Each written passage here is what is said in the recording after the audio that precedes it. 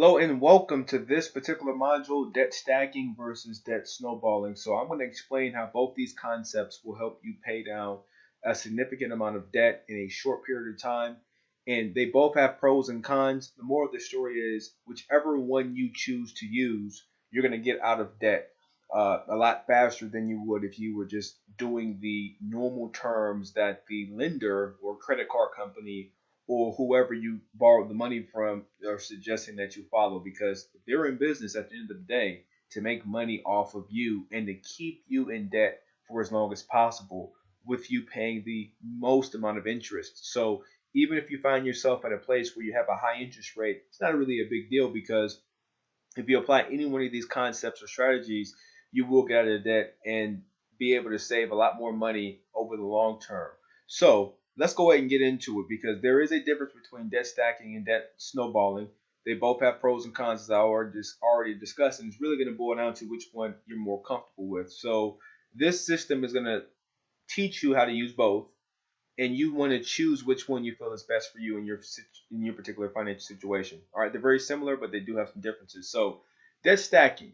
So, debt stacking method, otherwise known as the debt avalanche or even debt snowballing, they all commonly refer to this concept. It's basically recommending that you make a list of all your debts, which you're going to do in this module, ranked by the highest interest rate from the lowest interest rate. So you're going to be starting with the highest interest rate in the debt stack. So if we were to give you an example of a situation where someone has a $2,500 MasterCard balance at 19% interest, then a Visa card for $7,500 balance at 13% interest, a car loan at 4,000 8% interest, and then a student loan at 1,900 at 5% interest.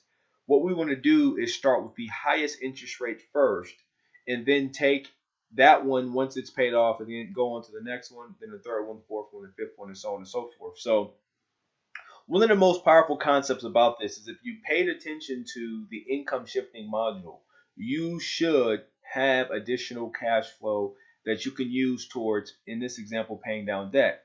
In addition, if you follow the steps inside the credit enhancement system, you should be able to put yourself in a place where you can increase your utilization rate as well with these credit cards, because those two things simultaneously is, if you increase your utilization, not to go off on a tangent, what that's going to do is ultimately lower or help you have a positive impact on your credit score. And then if you take that additional money from income shifting and you pay towards paying this debt off, it's going to help you do it even sooner. But just looking at this scenario, what you're doing is you're starting with the highest interest rate first in layman's terms, and you're paying down that until you go to the next highest interest rate and you pay down that. And what this ultimately is designed to do is save you the most amount of money in interest.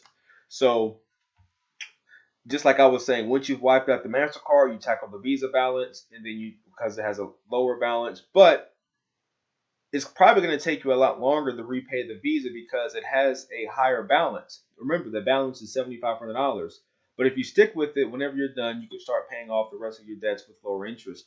So one of the pros of this typically is you're going to save more interest, because you essentially wouldn't be paying off that interest on that. But the con is, because the balances vary, one may have a low balance, one may have a high balance. You may not feel that method or that feeling of accomplishment, because it's like, man, I paid this one off, but it might take me a lot longer to pay the $7,500 balance off, as opposed to what we're going to discuss in the debt snowballing method.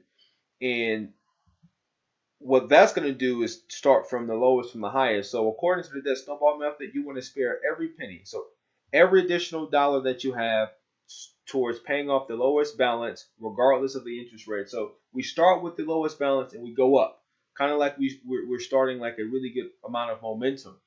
And like I was saying before, if you have that additional cash flow that you found in the income shifting blueprint, we're going to redirect that additional cash flow, whether it's $100, $200, $500, and pay down, put this on top of whatever our normal monthly payment is. And then you would basically make the minimum monthly payments on the rest of your loans, then throw every dollar, like I was saying, towards this debt. So in this scenario, we would be starting with the student loan debt, even though ironically the student loan debt does have the lowest interest rate. We would just go ahead and just knock that one out immediately. And then again, what this is still going to do simultaneously is be improving your credit score too. So we knocked that out, and then once we have that knocked out, we're going to roll that money into the MasterCard. That one's knocked out because it's the second lowest balance. And we're going to roll into the car loan. Then we're going to roll into the Visa balance. And then what this is going to do is simultaneously we're taking all the minimum monthly payments that we were paying towards the other ones, and we're included it in that last one, which is the $7,500, which is going to help us pay it off even sooner. So the idea behind this method is paying off the loan with the smallest balance will give you a psychological feeling of victory. Yes, because it will. And then when you have crossed that one off your list, that's a mental win, and it's going to motivate you to continue to want to save money and repaying all your debts. So one of the pros to this concept is it's going to give you that feeling of victory. You can see that debt being paid off, even if it's $400, $500, $1,000. It's paid off, makes you feel good about yourself, which is going to make you even more committed to get the next one paid off.